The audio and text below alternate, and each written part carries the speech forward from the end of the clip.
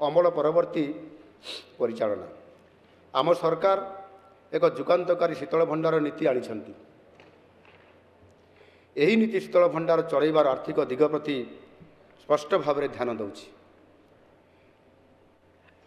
यह घरोई उद्योगी मानकु उत्साहित करिवो। एथिरे 7 वर्ष पाई मोट 60% पर्यंत पुंजी निवेश रिहाती एवं बिजुली बिल उपर 50% रिहातीर व्यवस्था करा जाइछि।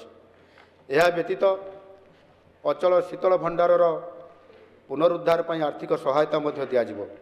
मुंडपिछा फल और पनीपरिबा उपलब्धता वृद्धि सहित खाद्य सामग्रीर मूल्य ह्रास एवं अमल परवर्ती क्षति को ह्रास करिवार लक्ष्य रखिथिबा एही नीति कृषक एवं उपभोक्ता मध्य एक नूतन आशा सृष्टि करिछि।